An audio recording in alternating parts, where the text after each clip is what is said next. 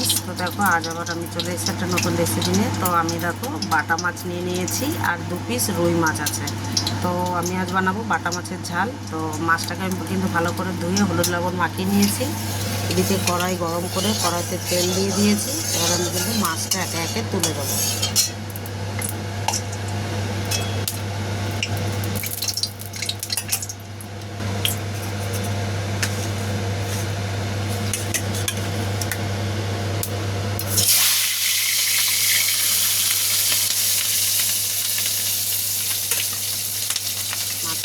প্রত্যেকটা মাছের পেটে ডিম ভরপুর। যেহেতু বর্ষাকাল, এখন প্রত্যেকটা মাছের পেটে কিন্তু খুবই ডিম হবে। বুঝতে পারছো, খুব ডিম আছে। তো দেখো মাছটা আমার ভাজা হয়ে গেছে, সুন্দর করে উল্টে পাল্টে এটাকে ভেজে নিয়েছি। এবার আমি এটাকে তুলে নেব। তো দেখো বন্ধুরা, আমি কিন্তু সব কটা মাছ ভেজে নিয়েছি সুন্দর করে। এবার ওই কড়াইতে তেল আছে, আমি আরেকটু পরিমাণে তেল দিয়ে দেবো।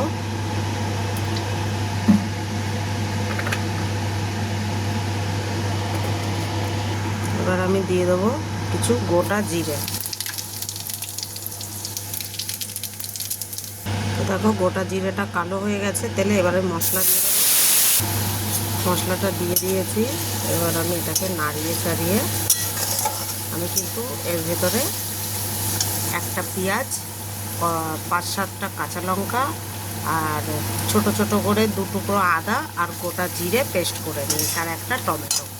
এবার আমি এতে দিয়ে দেবো হলুদ পরিমাণ মতো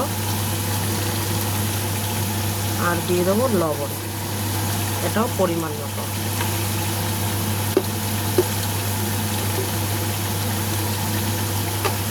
এবার এটাকে একসাথে মিশিয়ে দেবো।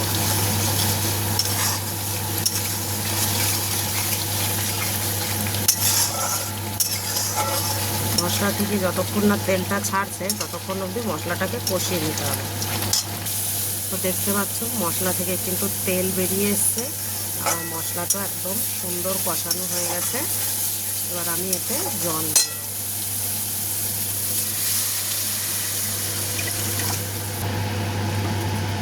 এবার জলটা দিয়ে সুন্দর করে নাড়িয়ে চাড়িয়ে মিলিয়ে এটাকে জলটাকে একটু ফুটতে দিতে হবে। জলটা ফুটে গেলে তবে মাছ দিয়ে দেবো। তো দেখতে পাচ্ছ যে পুরো তরকারিটা ফুটে গেছে। এবার আমি কিন্তু ভেজে রাখা মাছগুলো একে একে সব এতে ছেড়ে দেবো।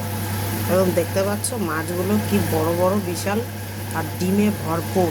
বাটা মাছগুলো খুবই সুস্বাদু হবে মনে হচ্ছে খেতে, আর খুবই দারুণ। দিয়ে দিলাম আমি। এবার একটু এটাকে হতে দিতে হবে, ঝোলটা যতক্ষণ না একটু ঠিক লেভেল মতন হয়ে যায়। তো দেখতে পাচ্ছ আমার কিন্তু মাছের ঝালটা কিন্তু হয়ে এসছে প্রায়। কালারটা দেখতে পাচ্ছ? কেউ বলতে পারবে যে এটা কাঁচা লঙ্কার তরকারি? দেখো তোমরা শুধু। এবার আমি এতে জাস্ট একটু গরম মশলা দিয়ে দেবো হালকা করে,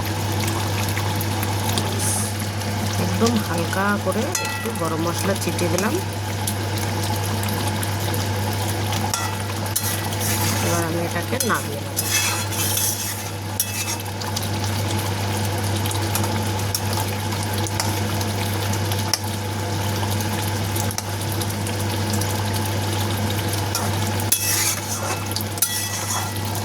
অপূর্ব সেন্ট করেছে, অপূর্ব সেন্ট। এবার আমি সবজিটাকে নামিয়ে দেবো। তো দেখতে পাচ্ছ বন্ধুরা, আমি কিন্তু সবজিটা নামিয়ে নিয়েছি।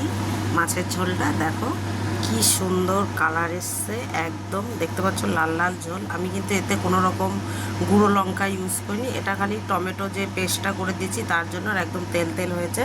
এটা একদম কলকাতার হোটেলের মতো মাছের ঝাল হয়েছে, বাটা মাছের ডিম, পুরো ডিমওয়ালা মাছ। দেখতে পাচ্ছ তোমরা, দেখো আমি ভালো করে দেখাচ্ছি। এখানে কিন্তু ডিম দেখতেই পাচ্ছ, পুরো মাছের পেটে পুরো ঠাসা ডিম ভর্তি। যেহেতু এখন বর্ষাকাল, সব মাছের পেটে ডিম পাওয়া যাবে। তো তোমরাও এইভাবে এই সহজ রান্নাটা বাড়িতে ঝটপট করে নেবে। সকালে তোমাদের হাজব্যান্ডরা অফিসে গেলে বা তোমাদের বাচ্চাদের স্কুল থাকলে ঘরে ফটাফট এরকম তরকারি রান্না করে নেবে। বেশিক্ষণ সময় লাগবে না, 10 মিনিটের মধ্যেই মাছের ঝোলটা হয়ে যাবে। তোমরা এইভাবে বাড়িতে ট্রাই করো। ভালো লাগলে অবশ্যই সবাই ভালো লাগলে লাইক কমেন্ট সাবস্ক্রাইব করতে একদম ভুলবে না। আর ভালো থাকো, সুস্থ থাকো। আর ভালো ভালো রেসিপি রান্না করে খেতে থাকো। কথাটা একটু হেরফের হয়ে গেল, তার জন্যে সরি। Good bye.